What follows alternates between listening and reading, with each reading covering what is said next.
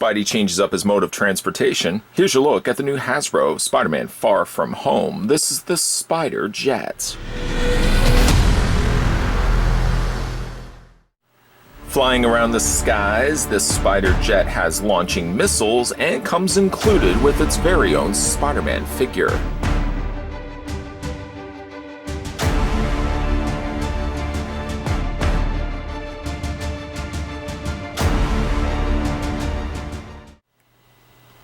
Now, to get this review started, the first thing we're going to do is measure off the Spider-Man that comes included with the Spider Jet.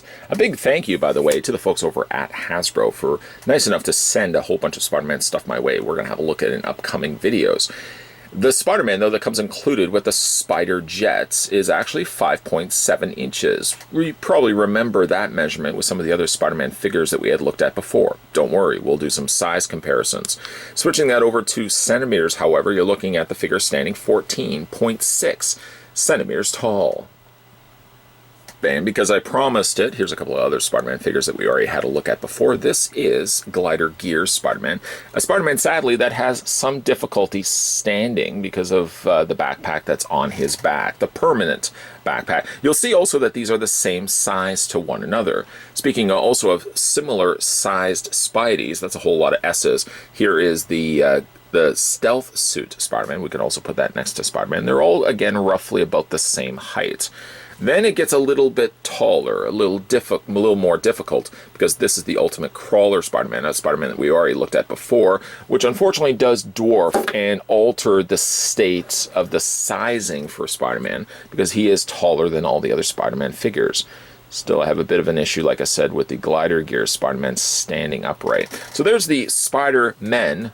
It would still be Spider-Man, that we've already had a look at, the 3 that we've already had a look at, and the one that comes included with the Spider Jet. Though they aren't mold brothers, I will show you that they have similar paint schemes, the one that comes included with the Jet versus the Ultimate Crawler Spider-Man.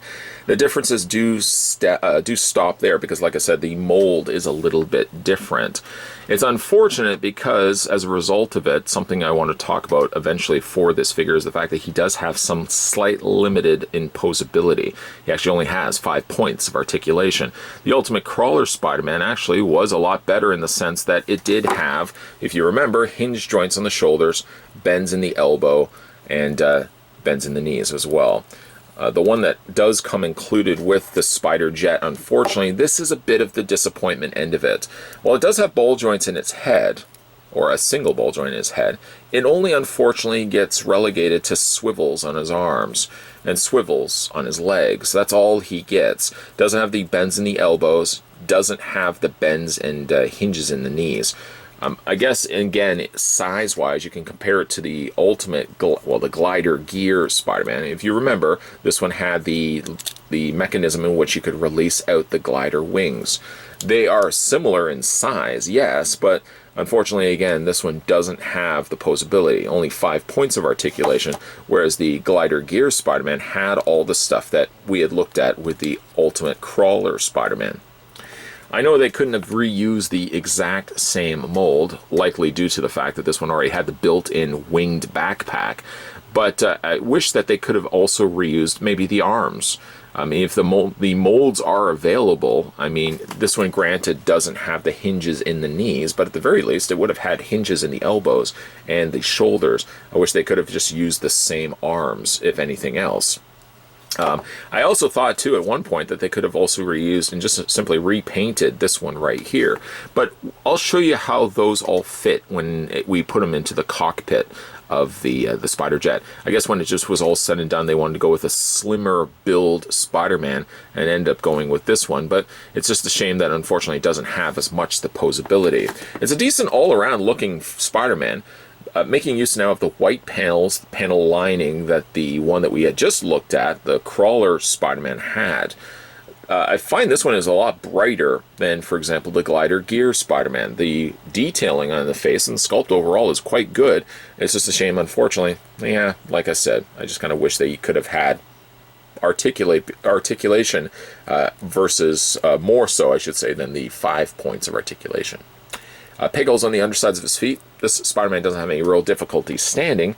Again, if you don't mind for the fact that he only has 5 points of articulation, he's actually not a bad looking Spider-Man at all.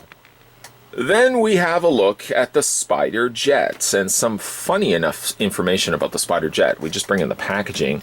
The Spider Jet, I don't know if you can see it right there, it's called Spider Jet, but I believe in en français, in French, it's called the Arachnojet. I actually would have liked Arachnojet, in all honesty, more so than Spider Jet, but that's just me. I always like to add Arachno in front of everything if I could. Arachno or Arachnijet, I think would have worked both well, but ultimately Hasbro decided to go with Spider Jet. I think Spider Jet, for most kids, probably would be easy to identify versus Arachnojet. Needless to say, let's have a look at the Spider Jet, and hopefully Spider-Man doesn't fall over on me. The Spider Jet kind of looks like something you would envision Cobra flying around. Maybe not Cobra colors, although I guess red is pretty Cobra. The other thing that deciphers or tells for the fact that this is a Spider-Man jet is the fact that it's got a big Spider-Man logo on the front. Well, the colorings are quite good. Again, I just feel like this is something I would see very much in a G.I. Joe line. Engine or propellers on both sides. This would propel and fly the jet, and he's also got a tail wing propeller there also. He's got some great coloring, actually. The jet itself has some decent spider colorings. A lighter shade of red, accented here with some gold, or some black trim, I should say. And it all basically, like the propellers, the gun turrets, we'll talk about that in a second. Like, there's a lot going on for ammunition on this jet. And then it's also got this Spider-Man trademark blue, which carries over the same texturing that I liked so much about the other Spider-Man figures. Kind of this weaved printing on texturing there also in the blue. It's a relatively light feeling jet comprised of plastic. It has an opening and closing cockpit canopy. And also the bottom of the cockpit does release out, dropping out Spider-Man. We'll show you that in a second as well. Overall, again, neat looking jet. In a way that the tail, the way it sticks down with the propeller, kind of allows you, the adult or child playing with this, to use that as your tool for flying this around. You can also fly this, I guess, around by the wing as well, but just gives you enough clearance, just enough length to it, that you can also hold it and pilot it around that way as well. There are some mechanisms, there are some firing mechanisms for the missiles here, so these missiles will fly out. Quite the heavily armored jet, I have to admit. What looks to be turrets on the side, possibly laser cannons on the front, and dual firing missiles. I don't think the Sinister Six are going to have any really any chance of contending with Spidey. If he's flying around in this heavily, this winged arsenal vehicle. Again, it's really neat, but quite excessive if I have to admit all things. It's a little excessive for the amount of firepower that this thing is packing. Now, as I said, that these two are firing missiles. To fire them, you're actually going to press the inside section of the propeller blade. This doesn't spin around, but it does have a firing button that you press, and it fires off the missile.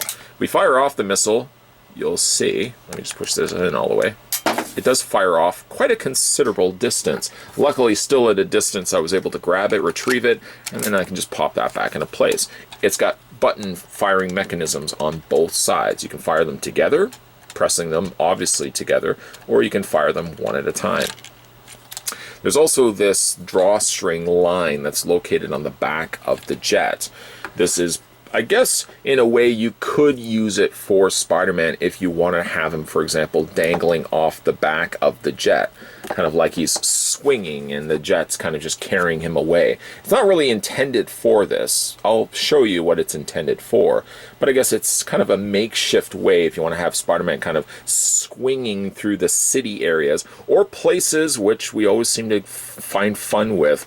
Places which Spider-Man would never be able to even attach webbing to, and yet somehow he's swinging through caves and he's swinging through things. It's like, what is this web even attached to? Maybe it's attached to the top of this jet. So again, it's not really intended for Spider-Man to be dangling from this, but there's also that additional playability if you want to make use of that. So if we want to put Spider-Man into the cockpit, I would have originally envisioned that Spider-Man would have sat laying down, similar to like the G.I. Joe shark. But no, instead, Spider-Man sits in the cockpit like so. And you can just close up the canopy, and Spider-Man is now inside the cockpit. Also playing into what I had talked about before, the crawler Spider-Man, we're going to go ahead and open up the cockpit canopy, and we're going to put this Spider-Man figure in, just to show you.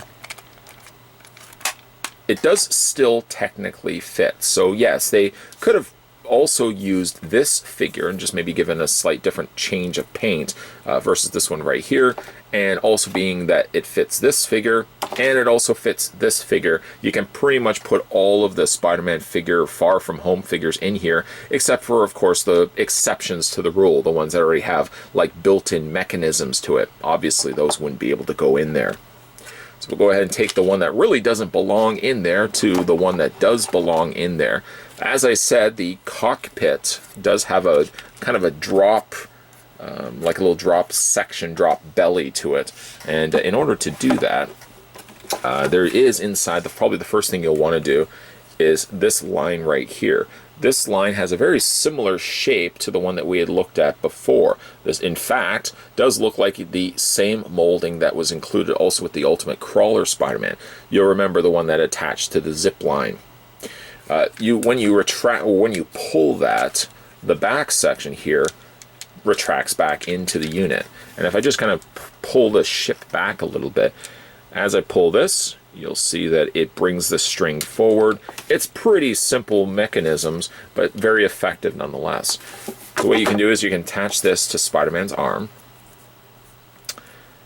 and just kind of fit that just onto Spidey's arm like that. It's not always easy, but eventually you'll get it on there. I find the knot, unfortunately, still is a bit of a plaguing issue, but it does snap better in place than the one that was the Ultimate Crawler Spider-Man. So we just put Spidey in. I always like calling him Spidey. Do you like calling him Spider-Man or Spidey? I always like calling him Spidey. You just put Spider-Man into the cockpit, just like so. And then if you look around to the side of the vehicle, there's a button right there. You'll see it stands out because it's a gray color versus the red and the blue. And when you press this, it'll drop this. I'm going to explain this before I do this. This drops open and Spider-Man will dangle down, hopefully with successful feats, being that he's going to have that little clamp attached to his arm. So we're going to go ahead and press the button. And there's Spider-Man dangling out from the bottom section of the Spider Jet. Again, really effective. It will probably require you a little bit of adjusting the arm so it looks a little bit more natural.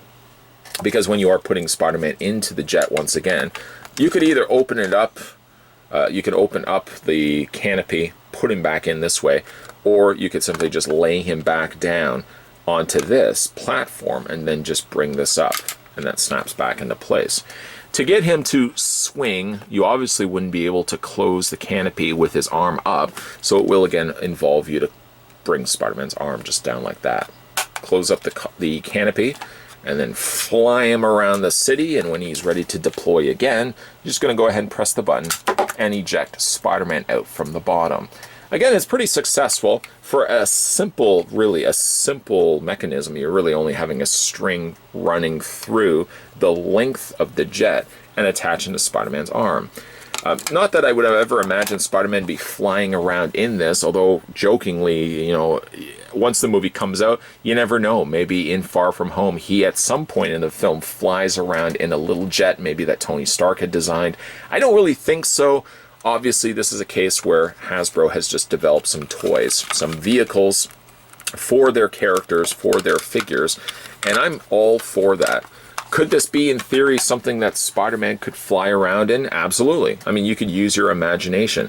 I just used my imagination for those few moments, devising a scenario in which Peter would have been flying around in a jet that Tony Stark would have developed. This is fun because, again, it gives you something else to play with for kids. Kids always love vehicles. I grew up loving vehicles, so I'm glad that not only are we getting the Spider-Man figures, but we're also kind of getting cool vehicles to go along with that as well.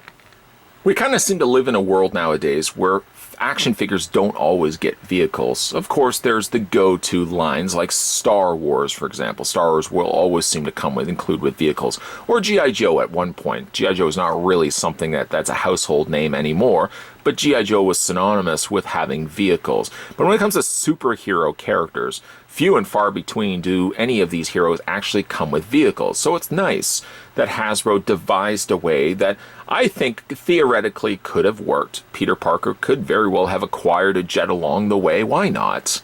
I mean, in your imagination, you can do whatever you want. The Spider Jet, or Arachno Jet, I kind of like Arachno Jet to be honest, is a neat enough looking vehicle, something that which looks like it could have been pulled from the mind of Cobra Commander, but still it's got the same similar color scheme to the Friendly Neighborhood Spider-Man here that's flying inside of it. You don't necessarily have to have Spider-Man flying inside of it, but the fact that it does have an ejectable cockpit, that's pretty cool. And the fact that you can have Spider-Man kind of dangling a line underneath it while it's flying, automatic pilot, of course, because you got to be safe after all when you're fighting crime, flying through the city streets of New York.